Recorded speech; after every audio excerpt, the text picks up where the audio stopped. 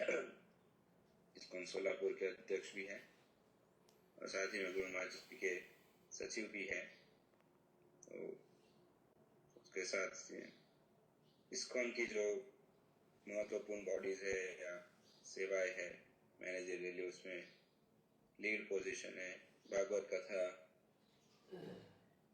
का जो एक पूरा टीम है, जो इस्कॉन में कौन भागवत कथा कर सकते हैं, किस प्रकार से करनी है, उन्हें ट्रेन करना है, उसके भी सदस्य है। यानी प्रभु जी का इंट्रोडक्शन देने ही अगले 10 मिनट लगेंगे हमें, हमारे पास समय नहीं, आधे घंटे का है।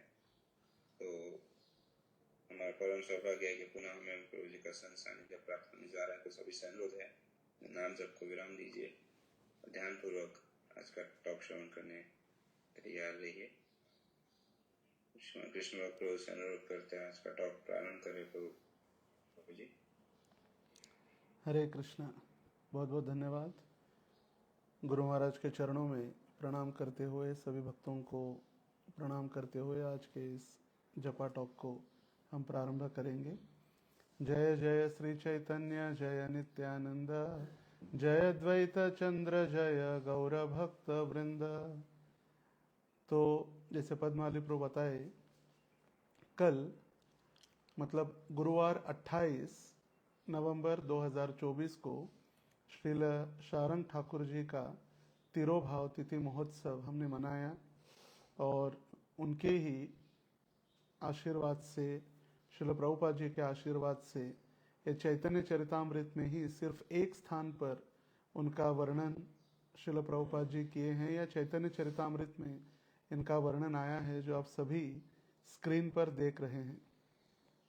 रामदास कविदत्त श्री गोपाल दास भागवताचार्य ठाकुर शारंग दास। ये चैतन्य चरितामृत का जो आदि लीला अध्याय 10 और श्लोक संख्या प्यार संख्या 113 है। तो श्रील प्रभुपाद जी अनुवाद और तात्पर्य लिख रहे हैं। अनुवाद: मूल वृक्ष की 73वीं शाखा रामदास थे, 74वीं कविचंद्र थे, 75वीं श्री गोपाल दास थे, 76वीं भागवत आचार्य थे और 77वीं ठाकुर सारंग दास थे।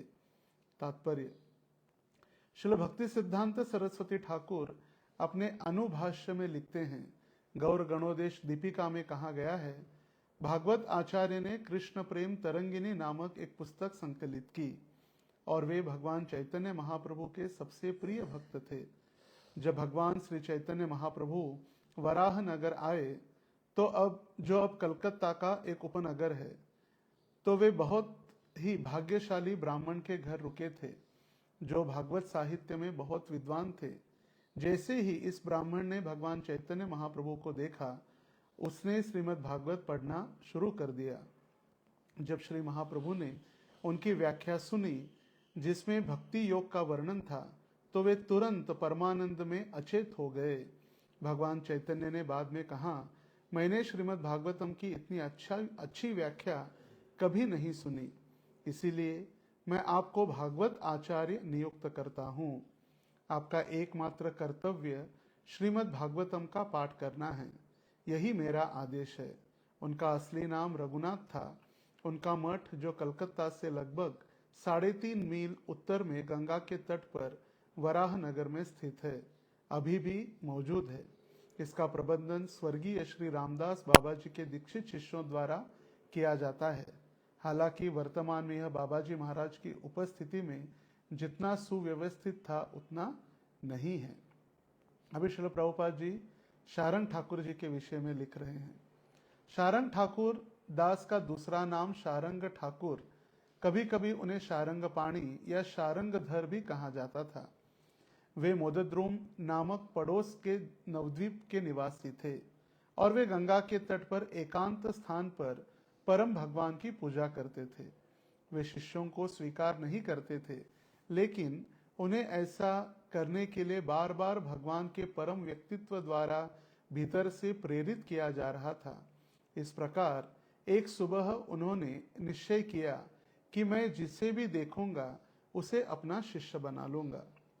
वे स्नान करने के लिए गंगा के तट गए तो संयोग से उन्होंने पानी में तैरती हुई एक लाश देखी। उन्होंने उसे अपने पैरों से छुआ, उसे वह लाश तुरंत जीवित हो गई और ठाकुर शारंग दास ने उन्हें अपना शिष्य स्वीकार कर लिया। यह शिष्य बाद में ठाकुर मुरारी के नाम से प्रसिद्ध हुआ और उनका नाम हमेशा श्री शारंग नाम के साथ जुड़ा हुआ है। उनकी शिष्य परंपरा आज भी शार गांव में बसी हुई है। मामगाछी में एक मंदिर है जिसके बारे में कहा जाता है इसका निर्माण शारंग ठाकुर ने करवाया था। कुछ समय पहले वहां एक बकुल वृक्ष के सामने एक नया भवन मंदिर बनाया गया था और अब इसका प्रबंधन गौड़ीय मठ के सदस्यों द्वारा किया जा रहा है। ऐसा कहा जाता है कि मंदिर का प्रबंधन अब पहले से कहीं बेहतर है। गौर गणोदेश दीपिका में कहा गया है कि शारंग ठाकुर पहले नंदीमुखी नामक एक गोपी थे। कुछ भक्तों का कहना है कि वे पहले प्रहलाद महाराज थे, लेकिन श्री कवि कर्णपुर कहते हैं कि उनके माता शिवानंद सेन इस प्रस्ताव को स्वीकार नहीं करते। श्रील प्रभुपाद की जय। तो श्रील प्रभुपाद जी के इस तात्पर्य से हम समझने का प्रयास कर रहे कि कितने महान आचार्य का तिरोभाव हम मना रहे हैं। ये महान आचार्य शारंग ठाकुर इतने महान हैं कि स्वयं उनकी जो अवतार प्रहलाद महाराज का अवतार या नंदी मुखी गोपी कहा गया है। तो श्रील प्रभुपाद और वरिष्ठ भक्त श्रील गुरुदेव और गौड़ीय वैष्णव परंपरा के द्वारा या गौड़ीय वैष्णवों के द्वारा हमारे पूर्ववर्तीय आचार्यों के द्वारा दिए गए कुछ संदर्भ के साथ श्रील शारंग ठाकुर की जीवनी के ऊपर, उनकी शिक्षाओं के ऊपर हम कुछ सुनने का आज प्रयास करेंगे। तो चैतन्य महाप्रभु एक वृक्ष के समान है। जैसे कृष्णदास कविराज गोस्वामी वर्णन करते हैं, ये चैतन्य महाप्रभु एक बड़े वृक्ष है, या चैतन्य महाप्रभु का आंदोलन ये बड़े एक वृक्ष के समान है। उसका तना है स्वयं चैतन्य महाप्रभु और दो मुख्य शाखा है, नित्यानंद प्रभु और अद्वैताचार्य। श्रील प्रभुपाद जी लिखते हैं इस्कॉन भी इसी ये वृक्ष की शाखा है। ये शाखा की शुरुआत या इस आंदोलन की शुरुआत नवद्वीप धाम से प्रारंभ हुई। नवद्वीप मतलब जो अलग अलग प्रकार के जो स्थान है, नवद्वीप है जिसको गंगा और जालंगी ने घेर रखा है।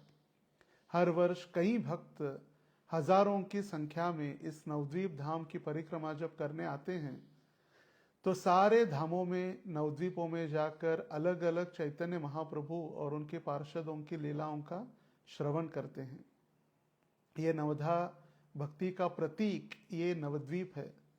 ये नवद्वीप अलग अलग, जैसे प्रहलाद महाराज कहे, श्रवणम कीर्तनम विष्णु स्मरणम पाद सेवनम अर्चनम वंदनम दास्यम सख्यम आत्मनिवेदनम। ये नवद्वीप नवविधा भक्ति के प्रतीक है। और मोदद्रुम द्वीप ये जो है ये दास्य भाव का प्रतीक है, जहां पर शारंग ठाकुर अवतरित हुए। और ये अयोध्या भी कहा गया है। मोदद्रुम द्वीप अयोध्या भी है और नौ द्वीपों में इसका सबसे महत्वपूर्ण दास्य की भावना है। और उसी मोदद्रुम द्वीप में मामगाछी नामक स्थान या मामगाछी नामक एक छोटा सा गांव है और शारंग ठाकुर जी के विग्रह, उनके आराध्य देव श्री श्री राधा गोपीनाथ, आज भी हम उनका दर्शन कर सकते हैं। आने वाले 2 मार्च से 8 मार्च 2025 में नवद्वीप की जब परिक्रमा होगी तो परिक्रमा के चलते हुए श्रील गुरु महाराज की कृपा से हम ब्रजमंडल नवद्वीप धाम का दर्शन कर सकते हैं, जो नवद्वीप और वृंदावन अभिन्न है। तो मामगाछी में राधा गोपीनाथ जी के विग्रह आज भी दास्य भावना से उनका अर्चन और उनकी सेवा चल रही है। शारंग ठाकुर की एक विशेषता जो श्रील प्रभुपाद जी लिखे हैं, वो कभी भी शिष्य स्वीकार करना नहीं चाहते थे, क्योंकि उनकी नम्रता के कारण वो शिष्य नहीं स्वीकारना चाहते थे। जैसे सनातन गोस्वामी ने भी कभी भी कोई शिष्य को स्वीकार नहीं किया। लोकनाथ गोस्वामी ने भी चैतन्य महाप्रभु के आदेश से सिर्फ एक शिष्य स्वीकार किया, वो थे नरोत्तम दास ठाकुर। और चैतन्य महाप्रभु बार बार उनको कहते कि तुम शिष्य स्वीकारो, शिष्य स्वीकारो। तो आगे चलकर चैतन्य महाप्रभु के आज्ञा का उल्लंघन किए बिना वो कहते थे मेरे योग्य शिष्य नहीं मिल पा रहे। और वही परिस्थिति भी है इस कलयुग में। गुरु तो है, गुरु कृष्ण प्रेम, गुरु कृष्ण का सागर, गुरु कृष्ण भक्ति देने के लिए तो है, मगर हमारी योग्यता नहीं है इस कलयुग में कि हम शिष्य बन पाए। तो जैसे श्रील प्रभुपाद जी को एक भक्त ने पूछा, प्रभुपाद जी बाहरी रूप से देखा जाए तो हमारी कोई योग्यता नहीं थी, फिर भी आपने हमें कैसे दीक्षा दी? तो श्रील प्रभुपाद जी ने कहा कि आपकी कोई योग्यता नहीं थी, फिर भी मैंने आपको सुकृति प्रदान की है। जैसे बाहरी रूप से, वैसे तो श्रील प्रभुपाद जी के सारे शिष्य उनके अंतरंग पार्षद भगवत धाम के निवासी है, मगर बाहरी रूप से देखा जाए सभी हिप्पी और अलग अलग मादक द्रव्यों का सेवन करके प्रभुपाद जी के पास आए, और प्रभुपाद जी ने अपने आध्यात्मिक शक्ति से उनको सुकृति प्रदान की और वो श्रील प्रभुपाद जी के शिष्य बने। जैसे चैतन्य महाप्रभु, देखिए यहाँ पर उनका जो जीवित करने की लीला जो बताई जा रही है, ये जीवित करने की लीला एक मृत शरीर को, वैसे चैतन्य महाप्रभु और उनके पार्षद सारे नित्य पार्षद होने के कारण हम देख सकते हैं चैतन्य महाप्रभु ने भी जब श्रीवास ठाकुर के घर पे श्रीवास ठाकुर के पुत्र मृत हो गए थे और पूरा श्रीवास ठाकुर ने कहा था कोई भी रोने की आवाज नहीं आनी चाहिए, अगर रोने की आवाज आई, चैतन्य महाप्रभु के कीर्तन में व्यत्यय उत्पन्न हुआ तो मैं जाकर गंगा में कूदकर आत्महत्या करूंगा। देख कितना धर्म संकट है। माँ रो भी नहीं सकती मालिनी देवी अपने पुत्र के शरीर त्याग करने पर, मगर चैतन्य महाप्रभु ने पूछा, हे श्रीवास आज कीर्तन में इतना आनंद का अनुभव नहीं हो रहा है। तब उन्होंने कहा, महाप्रभु मेरा पुत्र ने शरीर छोड़ दिया है। तो चैतन्य महाप्रभु ने अपने शक्ति से उनको जीवित कर दिया। कृष्ण और बलराम तो स्वयं सांदीपनी मुनि जो उनके गुरु थे, उनको दक्षिणा के रूप में उनके पुत्र को वो वापस लेकर आए। तो यहाँ पर ये जो माम गाछी का जो वर्णन किया जा रहा है, तो यहाँ पर ये माम गाछी गोद्रुम द्वीप का जो गांव है, यही गांव से श्रीवास ठाकुर की पत्नी मालिनी देवी का भी ये जन्म स्थान है। और मालिनी देवी श्रीवास ठाकुर की पत्नी, इनका भी विवाह मामगाछी में हुआ। हमारे प्रसिद्ध भक्त वासुदेव दत्त, जिनको कुष्ठ रोग हुआ था, वासुदेव कोड़ी, उनका भी गांव मामगाछी है। नारायणी जो मालिनी देवी की भतीजी है, जिनका विवाह वैकुंठनाथ विप्र से हुआ और शादी के बाद तुरंत ये वैकुंठनाथ विप्र वैकुंठ चले गए। और उस समय ये नारायणी ने एक पुत्र को जन्म दिया, जो पुत्र आगे चलकर वृंदावन दास ठाकुर के नाम से प्रसिद्ध हुए। तो मामगाछी मोदद्रुम द्वीप ये बहुत प्रसिद्ध है।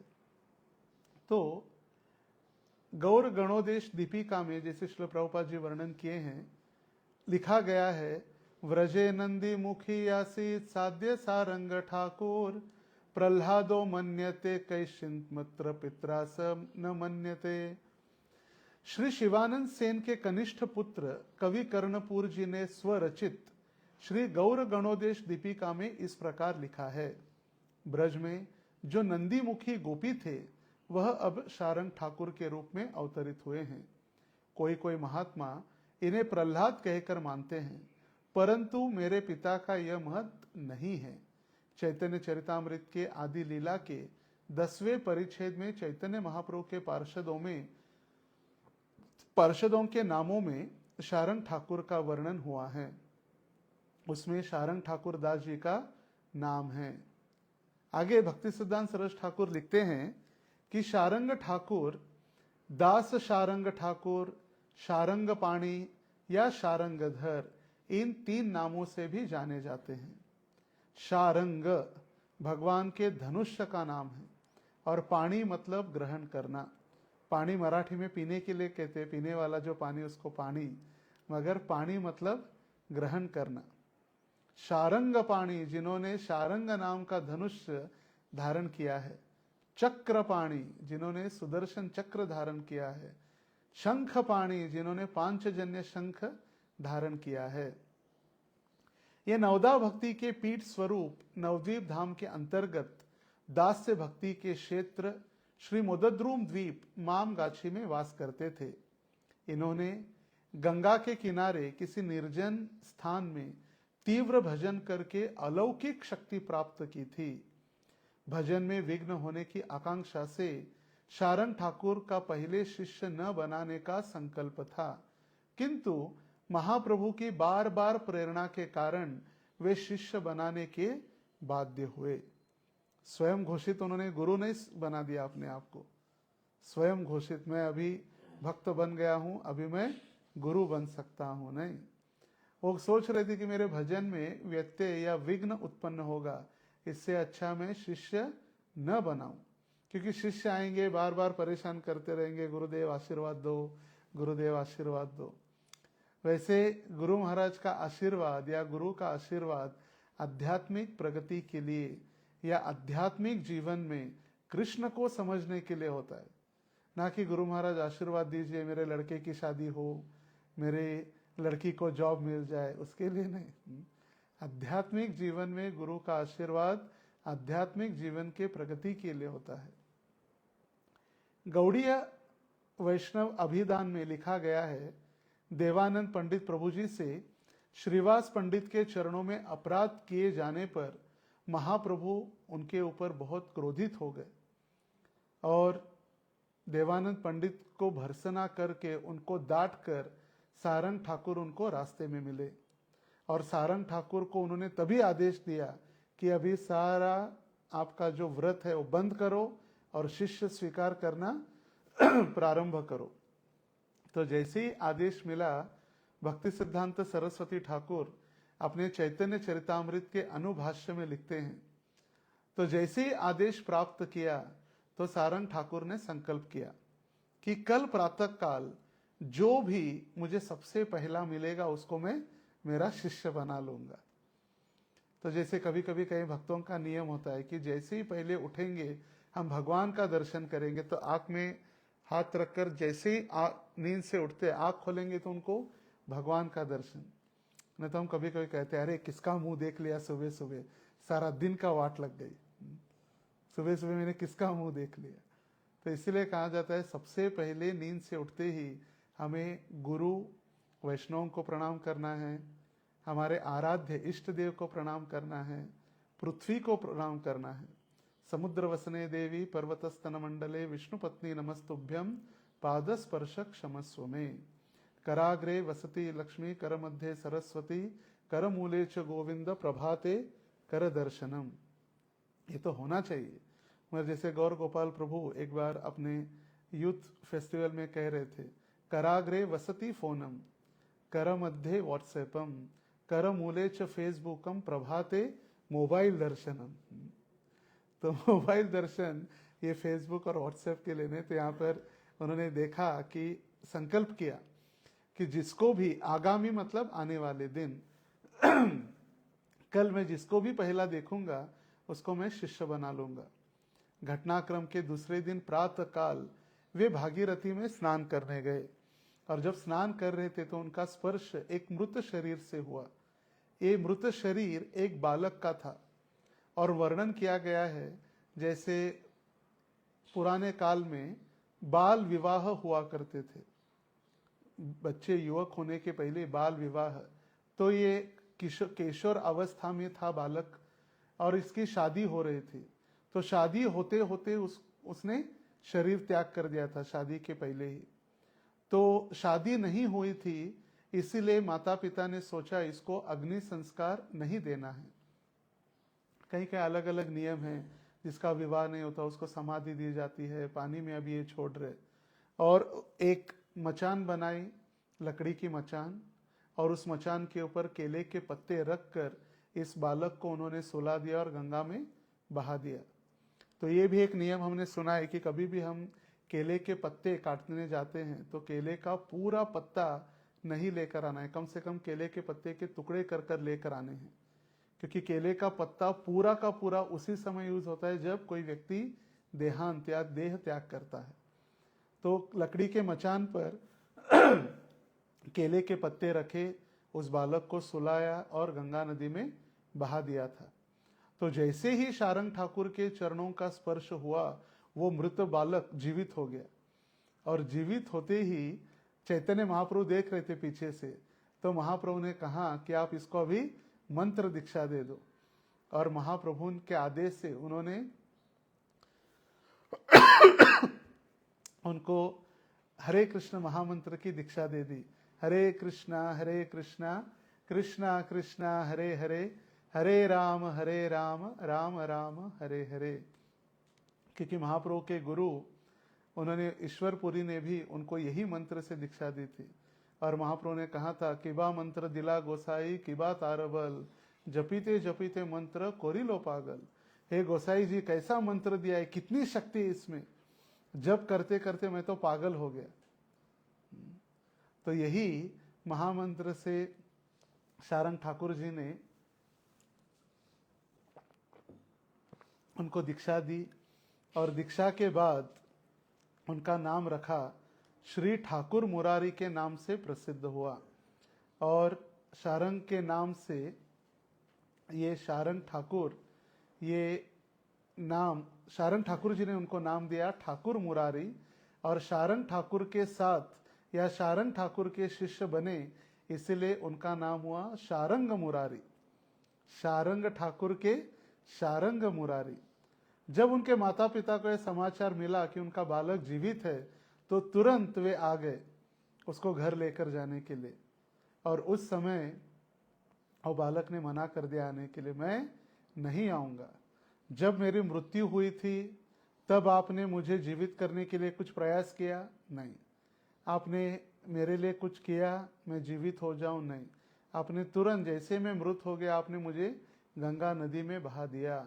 मगर इन व्यक्ति ने, इन महाशय ने मुझे पुनः जीवन दान दिया है। मैं उनकी सेवा सदैव करते रहूंगा, क्योंकि मैं उनका ऋणी बन गया हूं। जैसे श्रील प्रभुपाद जी को भी पूछा गया, स्वामी जी आपने जो हमें भक्ति दी है या कृष्ण प्रदान किए हैं, हम उसको कैसे रीएम्बर्स, कैसे आपको इस ऋण से मुक्त हो सकते हैं? श्रील प्रभुपाद जी कहे, दैट्स इम्पॉसिबल, मगर डू एज आई डिड। अगर मैं जैसे मैंने भक्ति या गुरु के आदेशों का पालन किया है, अगर आप भी ऐसे आदेशों का पालन करेंगे, तो फिर कुछ हद तक आप इस ऋण से मुक्त हो सकते हैं। उन्हें मंत्र दीक्षा देने के बाद शारंग ठाकुर शारंग मुरारी ठाकुर के रूप में प्रसिद्ध हो गए, क्योंकि शिष्य का पहला नाम क्या था? मुरारी।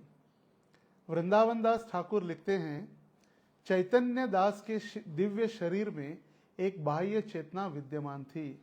वे केवल बाघों का पीछा करने के लिए वन में प्रवेश करते थे। शारंग ठाकुर देखिए कितनी शक्ति थी, बाघों का पीछा करने के लिए। हमें रात में या दिन में कभी कुत्तों का आवाज आते तो हम डर जाते हैं, भाग जाते हैं। या कभी कभी गाड़ी हम चला रहे, कुत्ते भौंकते हुए आ रहे, तो हम तुरंत कांच लगा लेंगे या गाड़ी जोर से भगाकर वहां से जाएंगे। मगर ये चैतन्य बाघों का पीछा करने के लिए वन में प्रवेश करते थे। कभी कभी वे किसी बाघ के पीठ पर कूद पड़ते थे, जो उनके प्रभाव से निष्क्रिय रहता था। देखिए, चैतन्य महाप्रभु और उनके पार्षदों को समझना प्राय हमारे बुद्धि के परे है, अचिंत्य है। क्योंकि जब हम सुनते हैं चैतन्य महाप्रभु झारखंड में गए और चैतन्य महाप्रभु ने कहा प्राणियों से हरि बोल, और सब हरि बोल कहने लगे, सिंह, वाघ और हिरण चुंबन करने लगे, सोच भी नहीं सकते हम। तो यहां पर भी वो बाघ के ऊपर बैठकर सवारी करते। कभी कभी वे अपने गोद में अजगर को लाभ के बैठा देते थे, अजगर के साथ खेलते थे शारंग ठाकुर। गोदी में अजगर रखते हुए।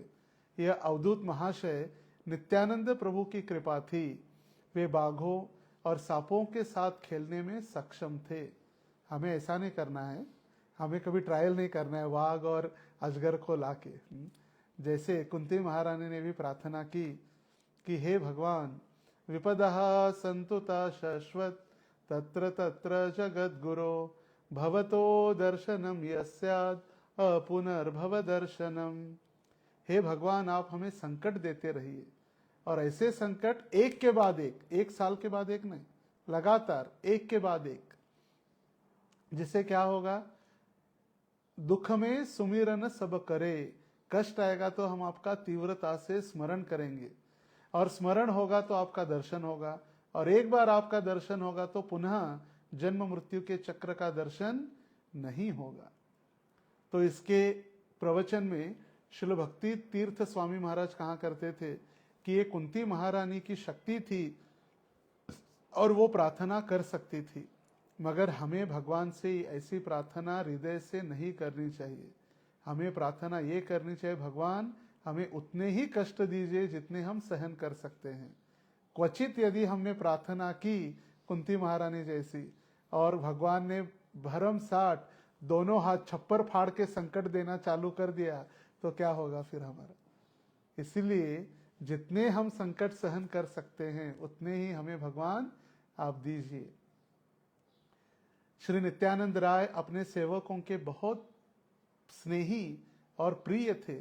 इस प्रकार उनकी एक आंख की झपकी से वे मधुर आनंद लेने में सक्षम, जो ब्रह्मा को भी सुलभ नहीं है। श्री शारंग मुरारी जी की वंश परंपरा के लोग अब शाव गामक नामक ग्राम में वास करते हैं। शारंग ठाकुर जी की प्राचीन सेवा मामगाछी ग्राम में विद्यमान है। वहां के प्राचीन बकुल वृक्ष के सामने वह एक मंदिर निर्माण हुआ है। शारंग ठाकुर द्वारा पूजित राधा गोपीनाथ श्री विग्रह आज भी वहां पर सेवित है, और गौरांग पार्षद वासुदेव दत्त द्वारा सेवित विग्रह राधा मदन गोपाल उक्त मंदिर में विराजमान है।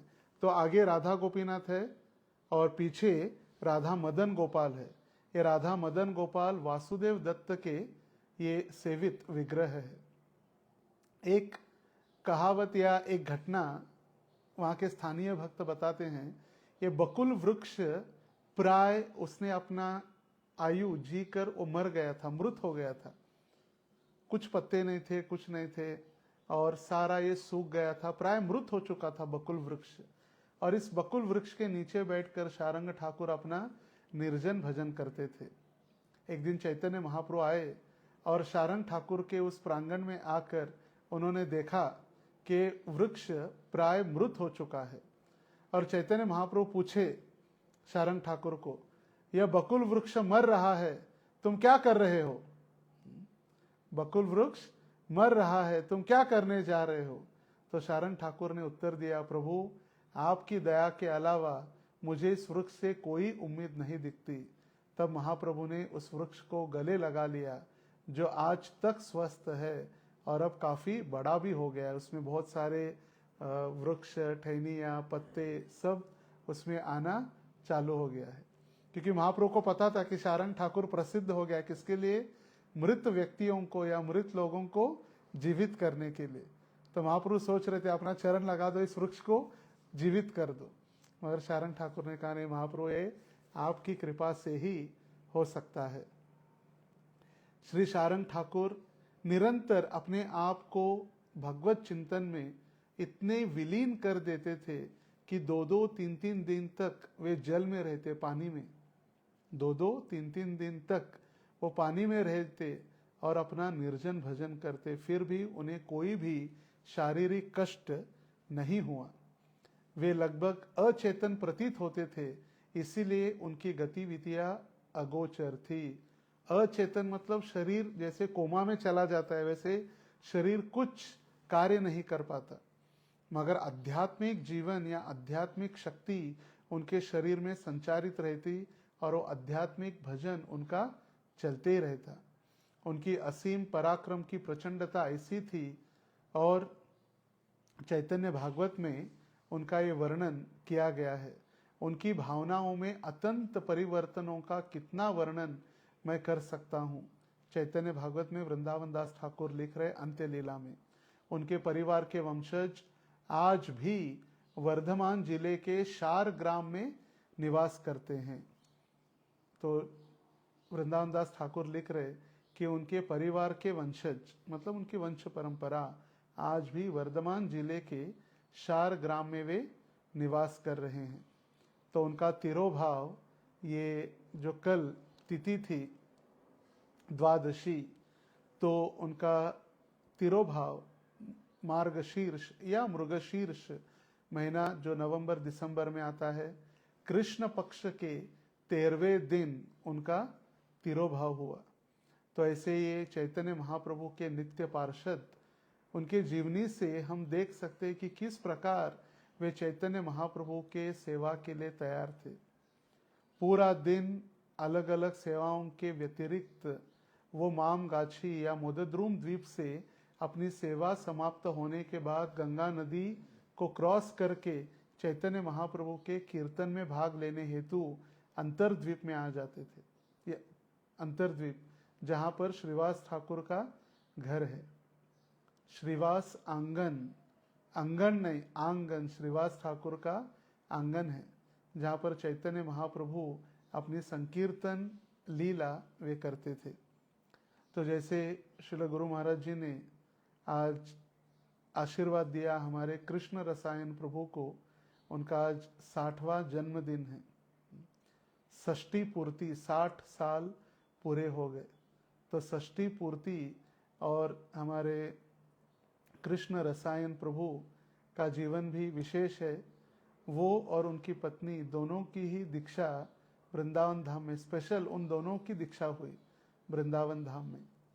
कृष्ण रसायन, ये कृष्ण का रसायन बांटने के लिए वृंदावन धाम श्याम सुंदर की कृपा प्राप्त करके उन्होंने संकल्प किया है कि इत्सल करंजी में इस्कॉन मंदिर होगा और वहाँ पर राधा श्याम सुंदर के विग्रह होंगे। तो छोटे विग्रह तो है ही, और अभी बड़ा मंदिर का कंस्ट्रक्शन उनके मार्गदर्शन में चल रहा है श्रीमान सहस्रनाम प्रभु के अध्यक्षता में, और जल्द ही वो मंदिर बनकर आप सभी को भी आमंत्रित किया जाएगा कि आप आइए सभी राधा श्याम सुंदर के इस मंदिर के उद्घाटन के लिए। साथ ही साथ और एक महत्वपूर्ण सूचना है, आने वाले रविवार को, मतलब आज है शुक्रवार, आने वाले रविवार को 1 दिसंबर इस्कॉन सोलापुर व्रजधाम में श्रीमान देवकी नंदन प्रभु आ रहे हैं। जो देवकी नंदन प्रभु इस्कॉन के कई वरिष्ठ भक्त है। श्रील प्रभुपाद जी का उन्होंने दर्शन किया। प्रभु जी बता रहे थे, जब मैं राधा श्याम सुंदर मंदिर वृंदावन में भगवान के पास पैर रखकर बैठा था, तो स्वामी जी श्रील प्रभुपाद जी ने उनको कहा, पैर भगवान के पास नहीं करना है, पैर मोड़ के बैठो। तो उस समय से श्रील प्रभुपाद जी की सेवा कर रहे। तो प्रभु जी सुबह प्रातः काल 8 से 10 भागवत कक्षा देंगे और शाम को 4 से 9 बजे तक युवक और युवतियों के लिए उत्सव, the festival of Joy and happiness, और टॉपिक है उनके प्रवचन का द पासवर्ड फॉर हैप्पीनेस। हमें यदि आनंद चाहिए तो आनंद का पासवर्ड प्रभु जी बताने के लिए आ रहे। जैसे कोई भी मोबाइल या कंप्यूटर बिना पासवर्ड के खुलता नहीं है, तो पासवर्ड बताने के लिए आ रहे। तो हमारे सोलापुर के इर्द गिर्द जो भक्त है, बीड़, पंढरपुर, लातूर, उस्मानाबाद, नासिक, सातपुर से भी भक्त आ ही सकते। वैसे संडे है, ओवरनाइट सारी बसेस है, पूरे महाराष्ट्र से ट्रेन है। तो आप सभी को हम आमंत्रित कर रहे हैं कि आप सभी इसमें आइए देवकी नंदन प्रभु के इस कार्यक्रम में।